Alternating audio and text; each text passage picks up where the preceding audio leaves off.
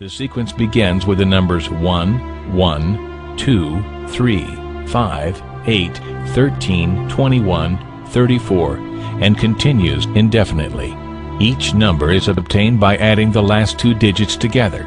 If we were to take a perfect or golden rectangle, break it down into smaller squares based on Fibonacci's sequence, and divide each with an arc, the patterns begin to take shape. We begin to see Fibonacci's spiral. The spiral in and of itself is insignificant.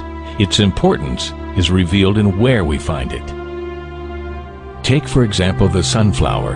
The display of its florets are in perfect spirals of 55, 34, and 21, the sequence of Fibonacci. The fruitlets of the pineapple create the same spiral based on the sequence. The pine cone does the same. As currents move through the ocean and the tide rolls onto the shore, the waves that bring in the tide curve into a spiral that can be mathematically diagrammed onto a plot at the points 1, 1, 2, 3, 5, 8, 13, 21, 34, and 55. Buds on trees, sand dollars, starfish, petals on flowers, and especially the nautilus shell are formed with this exact same blueprint. With each segment of growth, the nautilus adds to itself one more value on Fibonacci's scale. This blueprint can be seen around us on a small scale every day, but the greatest example of all is directly above our heads. At an average of 100,000 light years across, even the spiral of the galaxies above us are formed with the exact design that the tiny shell is formed. This sequence or blueprint appears to be the trademark of a designer, a proof of a creator.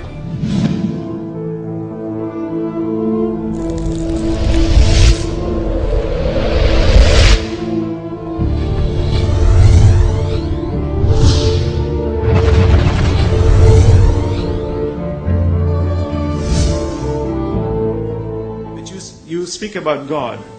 We call Allah God. What is Allah? Allah, from the Islamic perspective, means the God, the absolute, indivisible God. The Holy Quran says, "Qul huwa Allahu ahad." Say God is unique, one. Allahu samad. God is independent. Nothing depends. He depends on nothing. Everything depends on Him. Lam yalid. He does not beget, nor is He begotten, nor is He born. This absolute God has no frame of reference. Frame of reference implies something that is bound within time, matter, and space. The problem with these arguments is we keep constantly debating on the issue of bringing God to the relative world. The relative world cannot exist without an absolute creator, and that's the argument. You keep arguing on the issue of God in the relative sense. God is not transient. He is the necessary existent. We are the transient existent.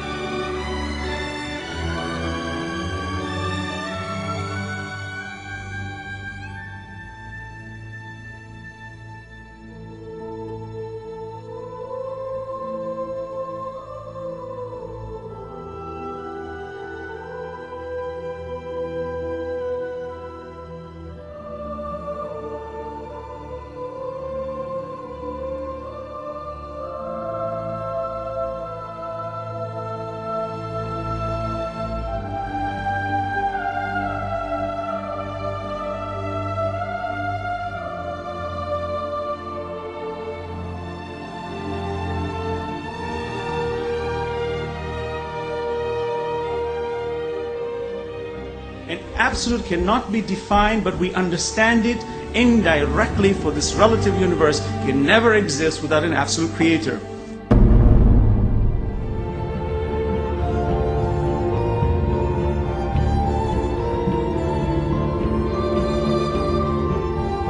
Holy Prophet Muhammad is made to say, قُلْ هُوَ اللَّهُ أَحَدٌ. Say, He is God, the one and only. He said, Ahad, one and only. Jesus said, Echad, meaning one and only. Moses said, Echad, meaning one and only.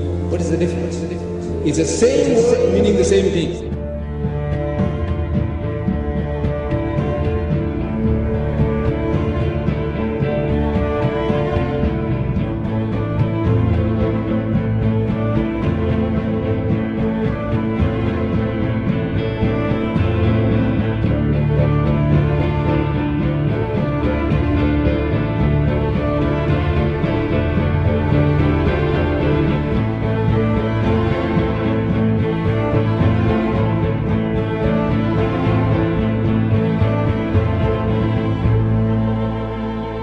Muhammad could not have known these facts about human development in the 7th century because most of them were not discovered until the 20th century.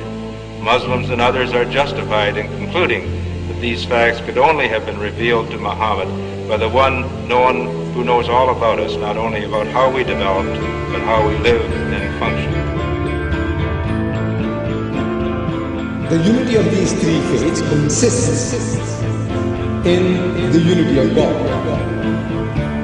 You see, in the fundamentals of the teachings of Moses, Jesus, and Muhammad,